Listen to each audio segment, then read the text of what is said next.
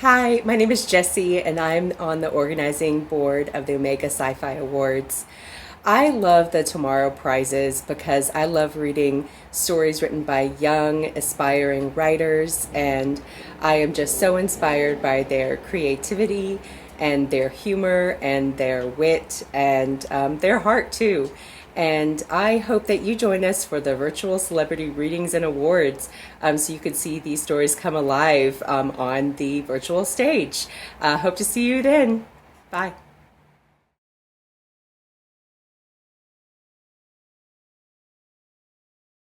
What's up, everybody? My name is Rico Anderson, and I'm one of the organizing board members for the Omega Sci Fi Awards. I love these writing competitions. They give an opportunity for up and coming writers to really showcase their stuff and give us a glimpse at what's going on in their head and just their wonderful writing and just creativity as a whole. And we've been going through a pretty crazy time. So I know with, well, with quarantine and just with the world, life happening, a lot of creativity can come out of that. And I'm excited to read some of these works and really excited to share it with you. So please join us for the Tomorrow Prize or the Roswell Award virtual celebrity reading and award events. You will not be disappointed, and I look forward to seeing you there. All right. Hi everyone, I'm Benine, an organizing board member for the Omega Sci-Fi Science Fiction Writing Competition. I can't wait for the Tomorrow Prize because I love supporting young readers and writers. Please join us for either our virtual celebration of the Tomorrow Prize winners or the Roswell winners. We hope to see you there. Bye!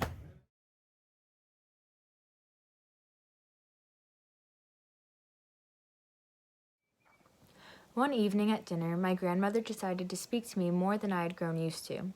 She was chewing her risotto when she said, "You know, it's quite a shame you couldn't learn to behave yourself. You could have had such a nice life." Her red eyes stared into the deepest part of my soul. I dropped my fork with a clatter and pushed my chair out from the table, standing quickly. How dare she tell me how my life should be lived? How dare I sit here and take it? I grabbed my bowl and threw it as hard as I possibly could at the living room window. It tore through the blinds and hit the glass with a deafening crack. I ran through the shards on the ground and broke through what was remaining of the window. Glass cut through my shirt sleeves and pierced my skin. My grandmother shrieked, "Don't you dare leave this house!" I took one look back at her, into her devil eyes. This house is no place for children. For me, the Tomorrow Prize really helped me gain confidence as an author. Before I got involved with the Tomorrow Prize, I was really shy about sharing my work, and I didn't want other people to judge me or just have a negative opinion about my writing. Now that I've been through the Tomorrow Prize, I don't worry about that anymore because the Tomorrow Prize showed me that my writing can connect to other people, and the connections that I can make through my writing are just so much more important than anybody's negative opinion about what I write. Everybody at the Tomorrow Prize was so supportive, and they just wanted every author to succeed.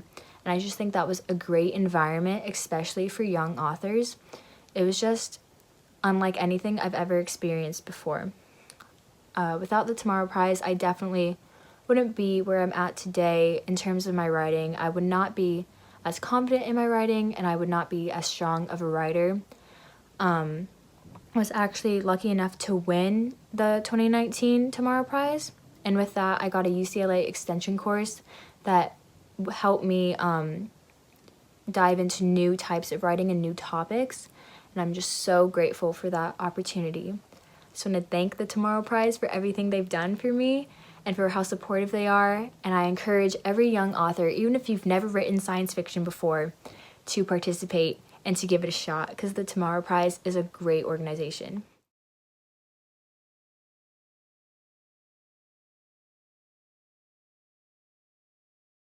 It's the third day since my arms and my leg have been replaced, and I'm starting to get the feeling that my bionic limbs are being hacked. I was walking into the bank today when my leg froze up at the counter, and my right arm pulled out a gun. My gun! I looked at it, dumbfounded, and tried to drop it, but my hand wouldn't respond. I tried to hit it out of my hand with my other arm, but my left arm wouldn't move either. I tried to kick it with my non-bionic leg, but my hand just moved out of reach. Pointing the gun at the teller, or in fact having it pointed at him for me, I said, "I know this sounds strange, but I don't want your money. Please, knock the gun out of my hand so I don't do any damage." But my left hand scribbled down a response to the teller. "Never mind what I'm telling you now. I really want $100,000. Put it in a bag and give it to my right hand." "No," I said. "Don't listen to that. Make me drop the gun."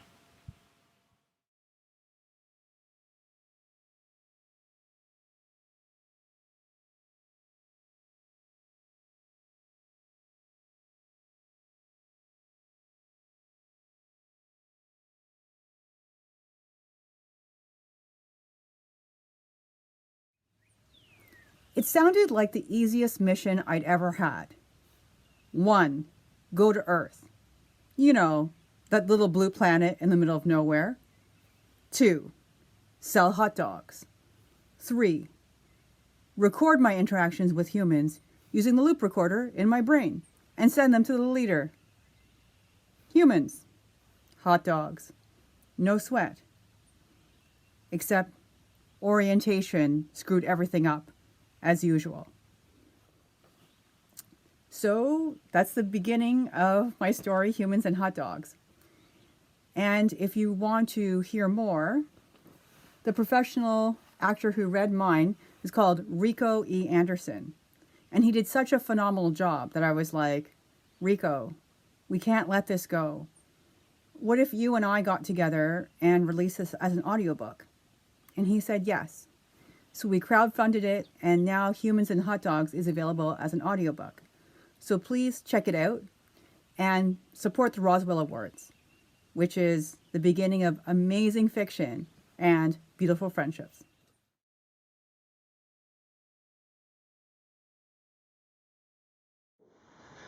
There may be troubles ahead, we sing to the Marines shuffling along the crawl space, Semper Fi tattooed across her muscular forearm. She's repurposed a welding mask and constructed a glowing spear from a lighting strip, with which both to see and hopefully dispatch the hungry aliens. Cunning. Unfortunately, as she taps her comms implant and asks us to say again, "Chip," the aliens are busily sneaking up behind her. Naughty us.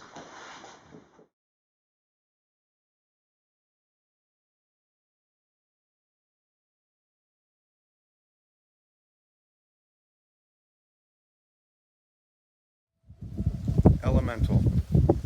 This is a morning to grieve, both bone and flesh, fiery and fearful. The earth slows its vibrations, not as many people moving.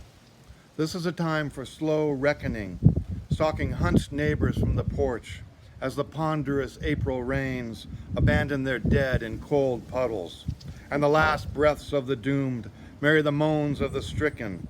This is a morning to grieve, not as many people moving.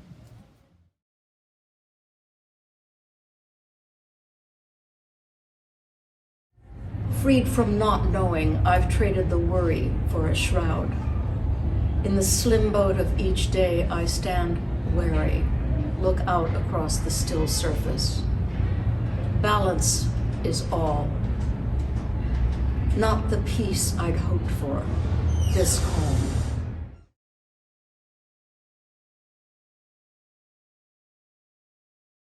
Dear Johnny, life is a slow unraveling of shocks and surprises. Cherish yourself. Smile again. Stop worrying about more friends dying. Joys bloom boldly, but wither at the end. Life seeds all gardens with grins and grimaces. Cherish both. Get out of the house more often. The corruption of COVID can never be unknotted. Stop waiting for dinner, dancing, and movies. Johnny, you must walk to the park more often. You must fish in the pond at the top of the hill. Move beyond your contingency plan. Remove your mask and love again. 3 dogs howl, but no one listens. Always a breeze comes later.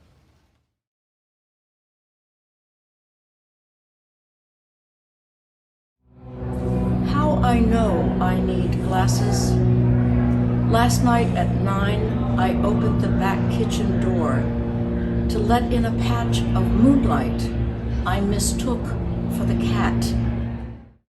Hi, I'm Dana Middleton, middle grade author and a member of the LitFest Pasadena Planning Committee. And I'm her husband, Pete Atkins, and I write horror. For 8 years, LitFest Pasadena has proudly celebrated SoCal books and authors. But last year, like so many other events, we were forced to cancel. We're thrilled to be back this year with literary panels, discussions, readings, and so much more. But there's nothing like being in person, kind of like there's nothing like holding a book in your hands. If anything, the past year has taught us how important storytelling is. So help LitFest Pasadena continue the celebration of authors and storytelling by donating today. It's our nonprofit mission to nurture and spotlight writers from Pasadena and beyond. To support, just click below. And thank you.